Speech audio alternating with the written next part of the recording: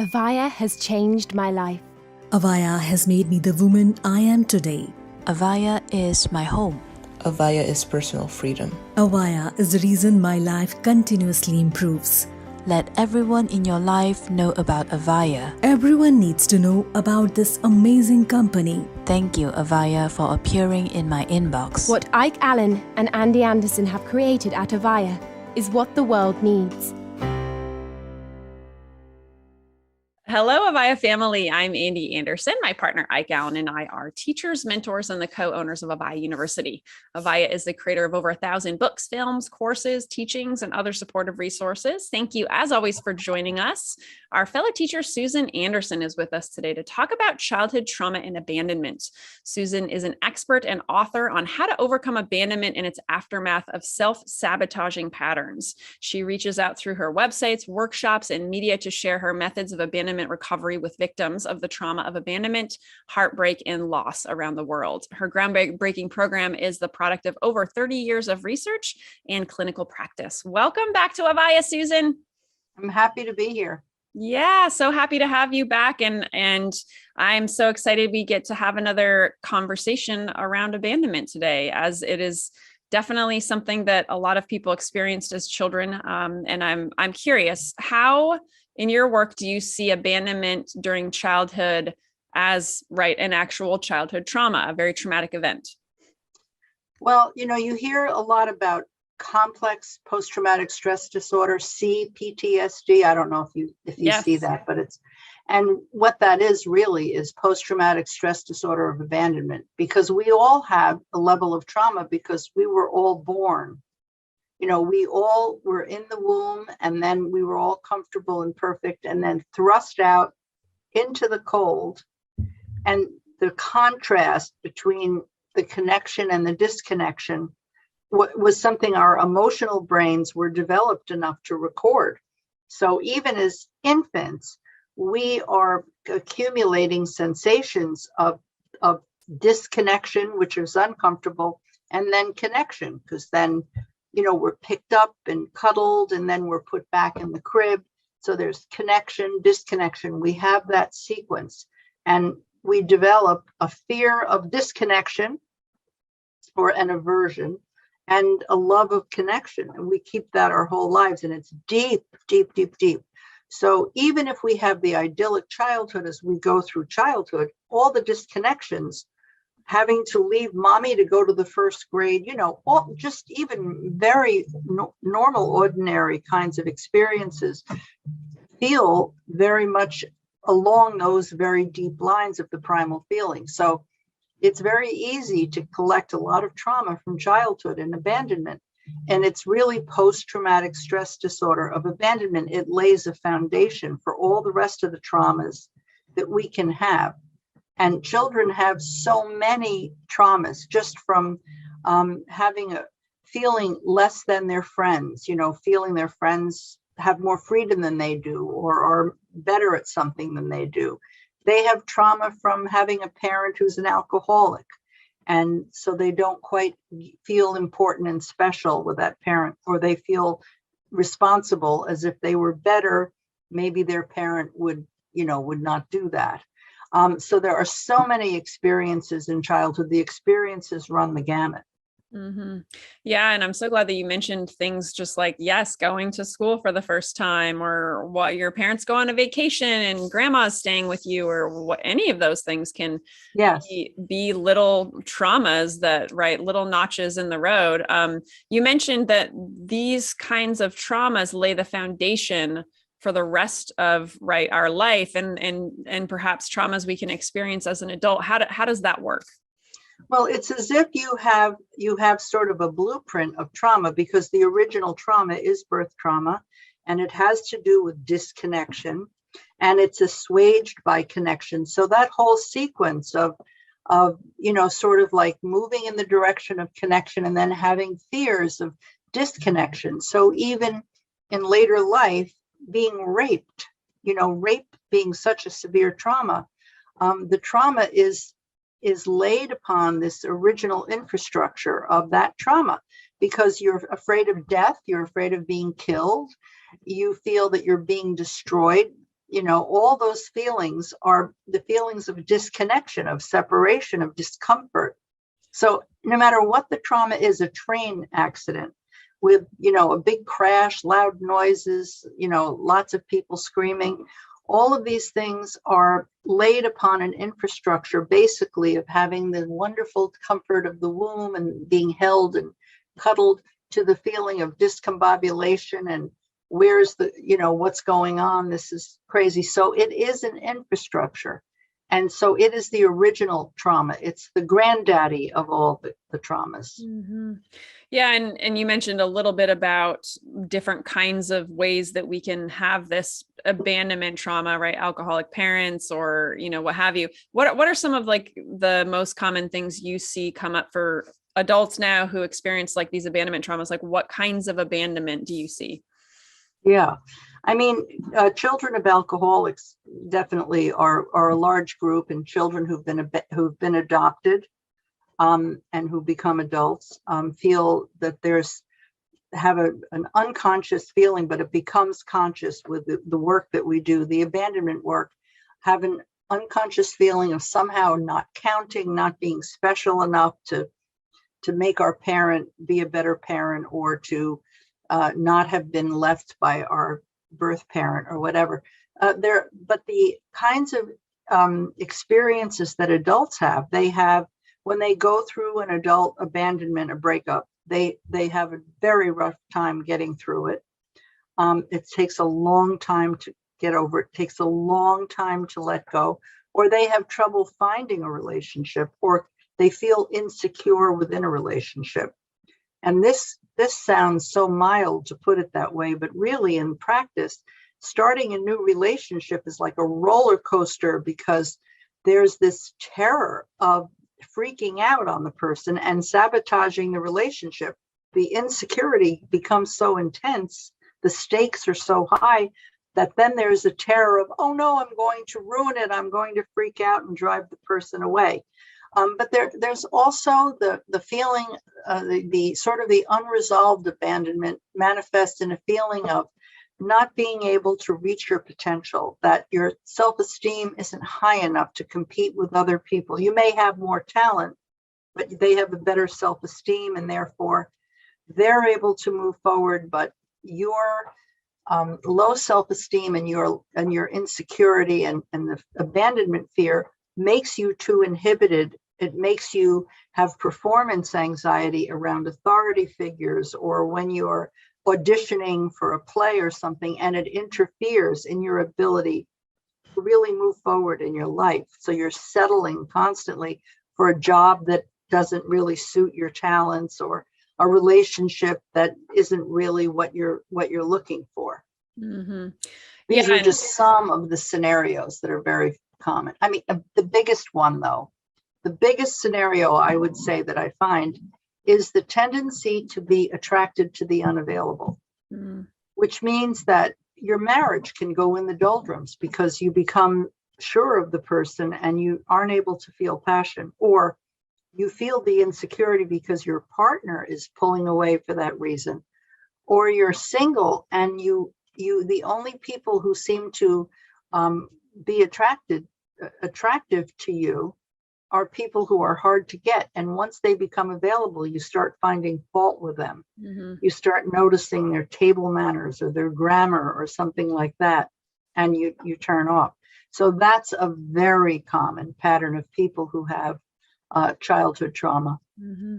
I'm wondering too, right? Like I'm thinking of, right, there's obviously the like physical abandonment, like the adoption, or the dad leaves or a parent dies, or what have you. What about like emotional abandonment? And maybe you had two parents and you grew up in like what occurred like at a pretty decent childhood, but they maybe weren't there for you emotionally or couldn't be there for you emotionally. What kinds of repercussions does that have on a child that then becomes an adult? Oh, there are so many of them. I mean, I have lists of these things. But one of them is moving a lot. You're a new kid on the block, so you're constantly disconnecting from a secure environment and entering the unknown and having to adjust. But having a parent who who you have to sort of take care of in order for them to give you what you need. Having a parent who could be borderline or narcissistic, or depressed, and you have to work to get the parent to sort of blow them up like a blow up doll so that they can become your parent. And sometimes you never even expect them to become your parent. You do all the work as the child. You have a real role reversal. That's very common. And another one that is a pretty common scenario is that you grow up in a family where there's secondary abandonment, meaning that the parent is going through grief, loss, or has gone through a heartbreak. You know, you mentioned the father leaves, let's say, stereotypic, very often mothers leave, but the father leaves. And the child feels the loss of the father and feels the low self-esteem as a result, because somehow if they were more special, they counted more, they could have prevented their father from leaving. This is an unconscious assumption. But there's also the fact that the father leaving may make the mother feel abandoned, and the mother may be going through an abandonment crisis. So they're not only growing up with their own feelings about a parent leaving, but they are breathing the fumes all around them of their parents' feelings of abandonment. And when you see parents get divorced, you see a lot of this with kids. It's terrible on kids that they go through. You know, we all know that it's very rough on kids, but part of it is because kids will identify which parent feels more abandoned.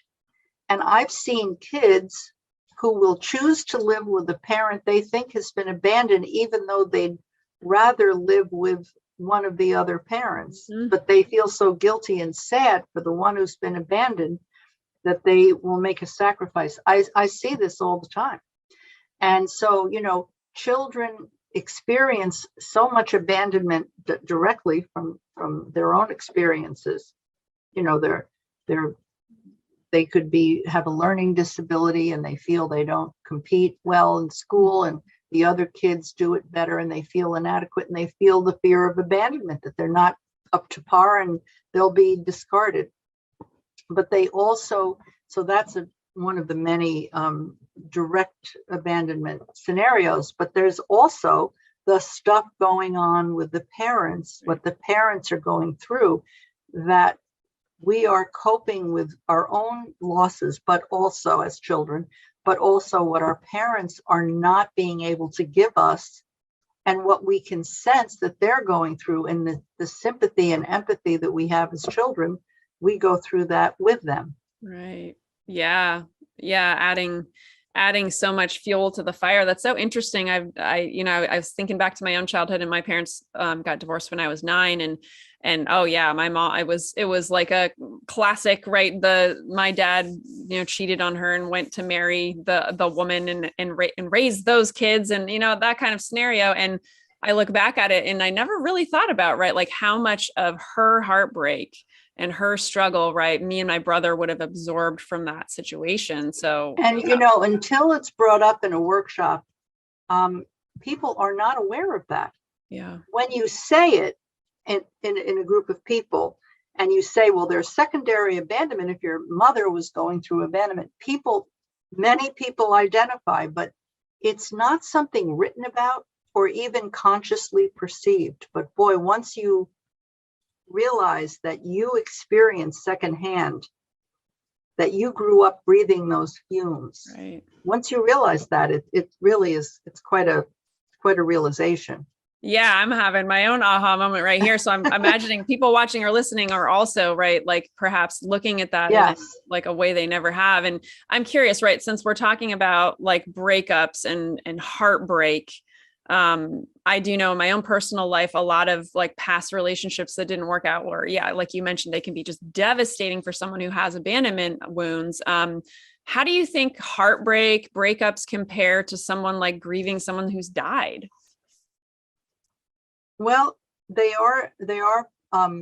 overlap because loss is loss. They overlap a lot because when somebody abandons you, they're lost to you. I mean, when it's real over, they're lost to you, but they're not lost to their friends or family. So, you're in loss, but it's only your loss. Right. But when somebody dies, they're lost to many other people. So there's more of a community around the loss. But with abandonment, the element of failure and rejection is what makes it so difficult, because when you go through abandonment, there are 5 stages and they overlap with grief, but the shattering, withdrawal, internalizing, rage, and lifting, those happen with grief over death. But the internalizing phase, where you take the wound personally, we do it with death also. We blame ourselves or somehow feel that fate chose us for something sad and it's difficult. But when you've broken up the internalizing phase, the middle phase of the process, you really do blame yourself. I'm not lovable enough. I'm not enough. I wasn't able to make it work. I couldn't hold the person's love. I'm not attachment worthy, or I'm inadequate when it comes to maintaining a relationship, or I picked the wrong person. I'm just damaged. I'm broken. I don't know how to choose a person.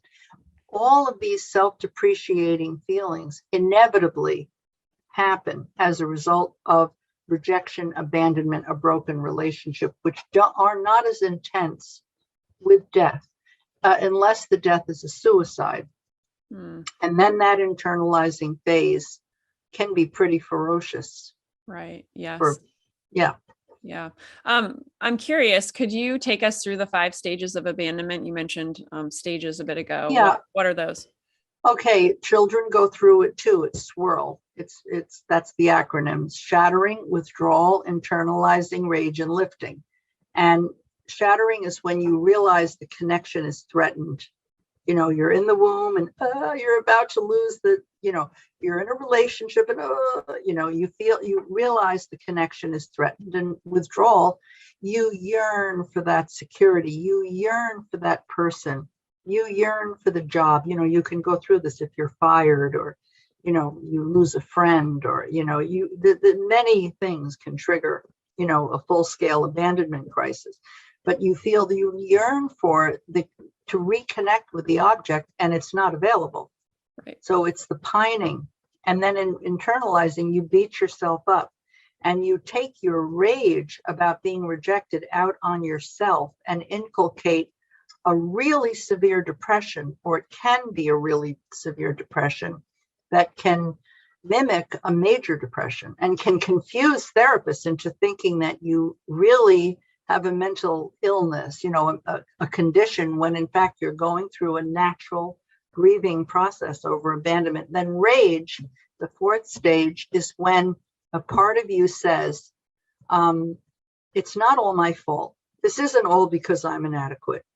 I'm fine. It's their fault, or, but rage, these stages overlap and you go through them over and over, of course. But when the rage, very often when we go through that agitated state, we're afraid to take our rage out directly on the person or the employer that fired us, or the person who rejected us. And instead we get angry with our friends for saying stupid things like, just let go and move forward. And, the rage gets displaced very often. It's very hard to contain that kind of rage that comes from abandonment. And then there's lifting, and it lifts you out of the abandonment, maybe for an hour before going back into the cycle. Maybe you'll laugh at a joke, or you'll be loving some flowers that you see, or you have moments when you lift out of it, but until you're kind of done with the cycle, you go back into it. But lifting sounds so nice, but it really is something you have to know how to handle the feelings, so that when you lift, you have your feelings intact. Because what many people do is they suppress all the feelings. Are so horrible. They separate themselves from those feelings and they become callous and more distant, more detached. You've seen many people like this who have trouble loving again. And then it creates that pattern of being numb And the only emotion you can feel is insecurity, fear of abandonment. So you wind up chasing unavailable people for your next relationship, because that you can feel, that you at least can feel the insecurity, the fear of abandonment, whereas mutual love becomes harder to feel.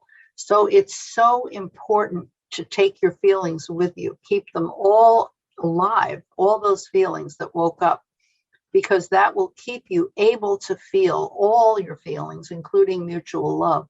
Mm-hmm. Right. Yeah. Because if we suppress, right, the so-called negative emotions, then we're also, right, not letting ourselves open up to the amazing experiences of excitement and joy and all of that. Yes, that is how it works. Yeah. I'm curious too, when we talk about loss, abandonment and loss, what might be some of the biological reasons that it can take so long for people to get over it, that it's so difficult? Like, what's going on biologically? Well, it triggers a whole response from your amygdala, your emotional brain. It triggers a whole stress hormone response, which has a long-acting effect. Some of the stress hormones are quick, immediate adrenaline.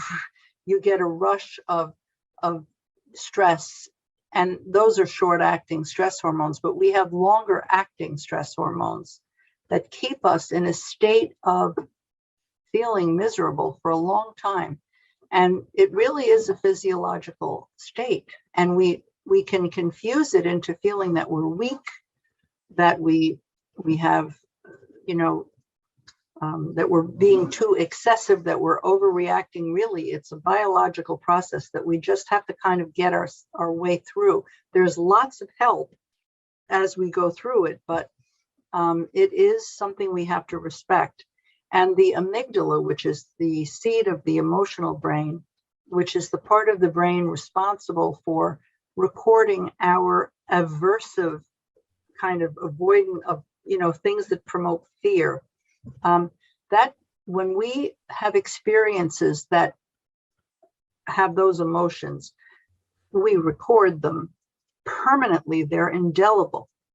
Whereas when we don't remember the details, that's the hippocampus, another part of the brain. We don't remember the details necessarily. We can have a complete memory blackout of events that happened in childhood or, but the part that we'll never forget is the emotional part. We don't have words for them. It's just a feeling that comes gushing out. So the emotions that are stimulated by adult abandonment are deeply ingrained. They are involuntary. When you feel insecure in a relationship, that's a deeply ingrained abandonment fear. It's not something you can rationalize. You can't just say, oh, that's ridiculous, and let me overcome that. You can overcome the way you react to it, that you have control over your behavior, but the feelings themselves are involuntary. They come unbidden because they're part of your emotional brain. They're etched in there. So there's a very strong biological part of your emotional responses to any kind of, threat of separation, any experience that makes you feel less than, that'll trigger fear of abandonment and shame. Mm-hmm. And any experience that makes you feel you're about to lose something, which also triggers shame because it makes you feel that if I were better, I wouldn't have to worry about losing it. Right. Yeah. Yeah. So interesting. I mean, I think so many of us are getting this better understanding of neuroscience and like all of how much the brain has to do with so many things in our life. It's just crazy. I find it so fascinating to really dive into. Well, it's very important to appreciate and respect the part of it that is ingrained, that is etched into the way our brain, the hard wiring of the brain, because then we stop beating ourselves up for having these powerful emotions. We can accept that this is a human biological process. We're not weak. It may have temporarily brought us to our knees, but we'll be okay eventually. We just have to get support and get through it. And of course, there's a lot of help in the program, but we just have to get through it. There will be sunshine again. But when we don't accept the sort of the biology of it. We're trying to change the unchangeable, and we're trying to squelch our feelings, and we're trying to, sort of give ourselves stories, to give ourselves excuses for feeling them, when in fact, we're just human, and these things hurt, and they echo back to childhood trauma. Right. Yeah. Yeah. And that's so key in the world of shame, like you just said, that we don't get trapped there, because then we're just beating ourselves up. And then this big The cycle. shame is a huge part of it, because we have shame from the time that we were old enough to try to bring people to the bedside by cooing or crying or going, dad, dad, mom, and they don't come. And then we'd feel powerless and not enough. Of course, sometimes they do come and we feel powerful and omnipotent, but that's the origins of shame, come with our ability to control our environment or our lack of ability to control it. And we start building on that. We notice somebody is more popular than we are, and they have more friends to play with, or whatever it is. We keep building on the shame. We build on good feelings too. It isn't all bad. I mean, we're accumulating all kinds of feelings. But when we go through abandonment, the shame is tremendous, because we really feel unconsciously that we just aren't enough. Mm-hmm. We just aren't as good as other people. We just we're not valuable enough to keep the job or keep the friend or keep the lover. And it might be unconscious, but it is there. That shame is right there. And that's what makes it so painful and so personal. Mm-hmm. Yes, absolutely. And so what are some things that people can do to start recovering from this wound, this abandonment wound? What strategies, tools, things can people apply into their lives? Well, there's a lot people can do. They have to know how to identify the feelings. Being able to accept your feelings and validate your own feelings is a very important part of it. I think I've already alluded to the fact that understanding the science and sort of surrendering and respecting, the kind of process that you're in is a very important step. But then there is also the fact that the modality for getting through a crisis, whether if it's a mild crisis or a major crisis, the modality is the moment. You develop skills to know how to get into the moment, even if it's just a few seconds at a time. That's one very important tool. And of course, I have tons of stuff on that. And there's a lot other people have on that. There are many gurus for that, Mm-hmm. a lot of support for that. And then there's also the use of your imagination, which is extremely important, because when you're going through a crisis, you have a dread, a sense of future that's become negative and fearful. Right. So you can't get rid of that. That's part of the apparatus, but you can add positive images to that, so that you have more positive images than negative. You can begin to build those in. And I have an exercise which I call Dream House, which works on that. And it helps you to put these positive future images in your mind, just as a way of having an alternative to the dread that you're feeling. So it really helps to balance it. And then there's an exercise there are 5 exercises, 5 main ones, for separating your emotions from your thinking mind.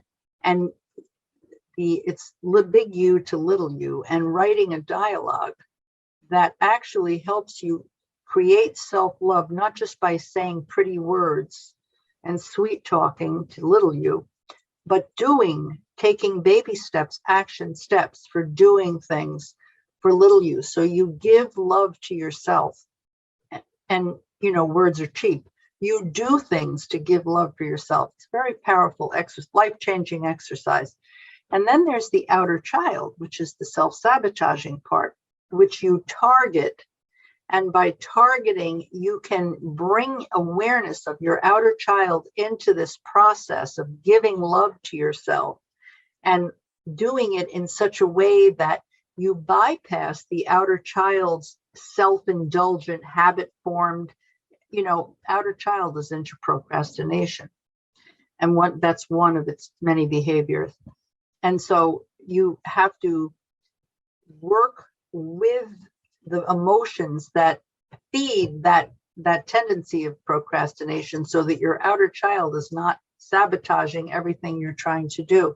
That's a very powerful exercise. And then there is having a sense of a 5-point action plan for going into your future, where you really start to define where you're going, what your goals are, so that you can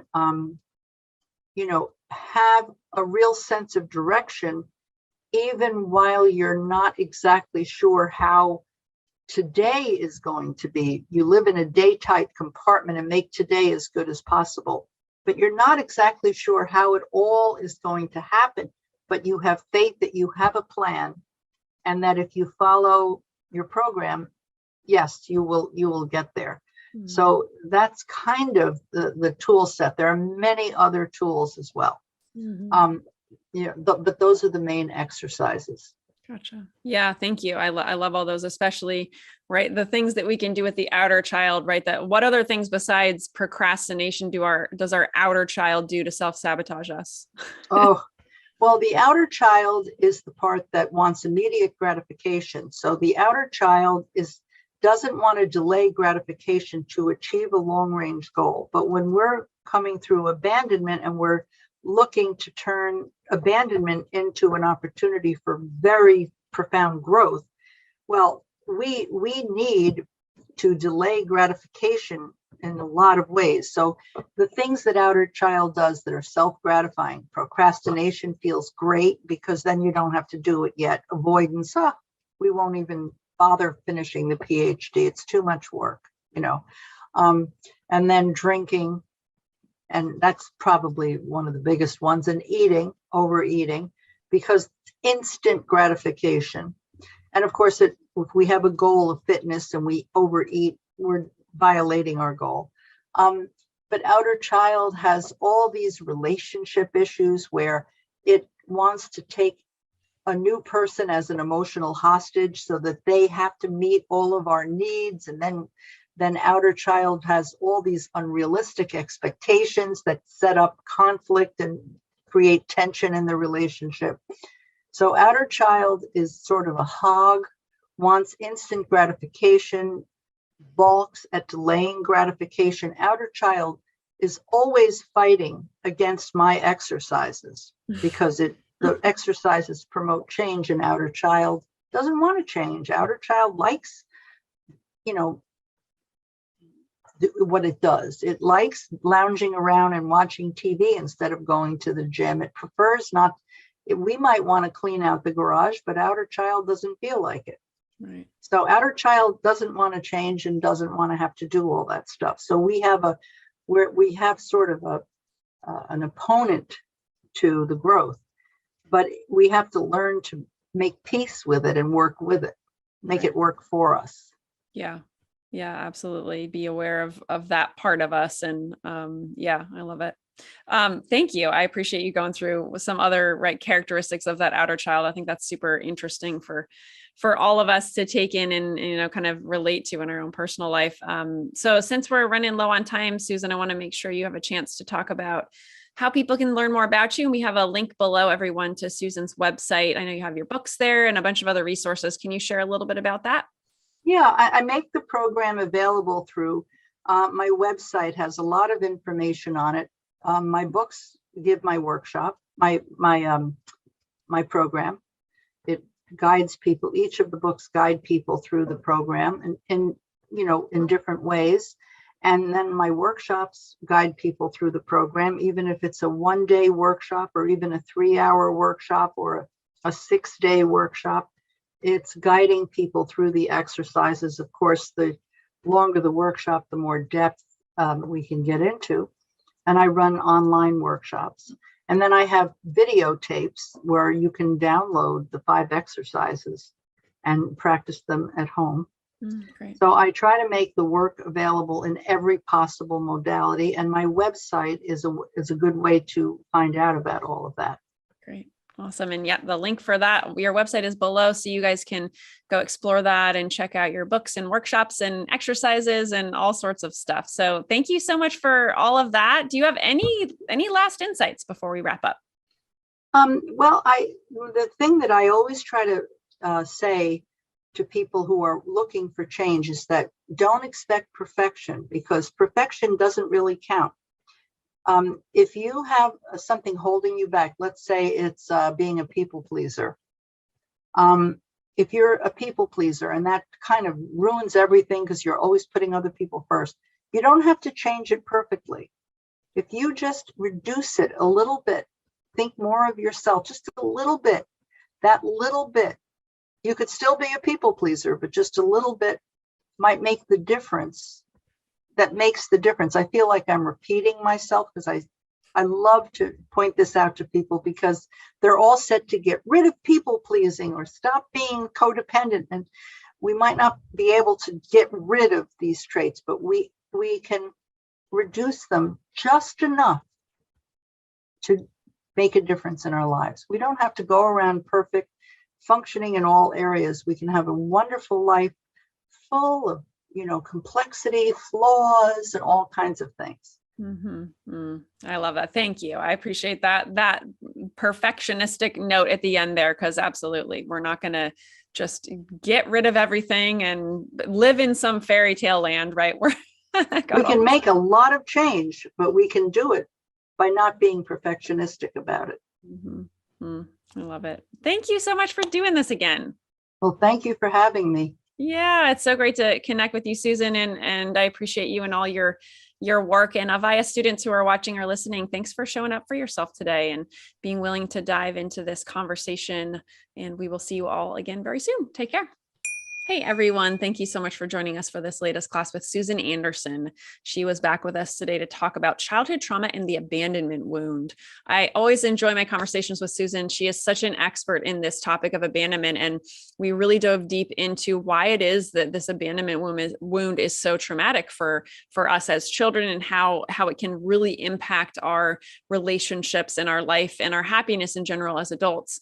One of the big take-home messages, I think, was just talking about the biological reasons that abandonment, loss, grief is so difficult for us, that it can take us so long to get over. And I think my favorite part of this conversation is, right, don't try to change the unchangeable, right? Our brains work in a certain way, and that is our biology. Can we change? Are our brains plastic? Yes. Can we do things to rewire them? Yes. But we have some default ways that our brains work, and they are biologically a certain way. And I think recognizing that allows us to respect our brains for what they're trying to accomplish, right? And keeping us safe and all those kinds of things. And it really tones down, I think, the shame, the beating ourselves up for, oh my gosh, why did I start feeling that way when he said X, as opposed to just being so frustrated with ourselves about it and just giving ourselves a break and recognizing, okay, that's my brain is doing something to keep me safe, but then I can use my, the other parts of me to recognize that I don't want to react in certain ways. And I can change that. I can be responsible for not reacting, or reacting in a more responsible way to whatever's coming to me. So I think that's just so important for all of us to recognize and remember. And then the other thing I wanted to make a quick note of was the secondary abandonment conversation. That's very profound. So we talked about how if you grew up and one of your parents or caregivers had their own abandonment they were going through, had their own breakup, had their own divorce, had their own, maybe they lost their spouse, your other parent, maybe they died. So, right, this is something that they were going through. You were going through your own experience as a child and maybe not getting your needs met from that parent, because they too were going through their own abandonment. So what kinds of things did you pick up on, and emotions and feelings and all sorts of things did you pick up on and really make into your own experience? So I think that was a great thing to think about in your own journey, if that is something that you struggled with in your own childhood trauma. So thank you so much for joining us, everyone. We will see you again soon. Take care. Avaya has changed my life. Avaya has made me the woman I am today. Avaya is my home. Avaya is personal freedom. Avaya is the reason my life continuously improves. Let everyone in your life know about Avaya. Everyone needs to know about this amazing company. Thank you, Avaya, for appearing in my inbox. What Ike Allen and Andy Anderson have created at Avaya is what the world needs.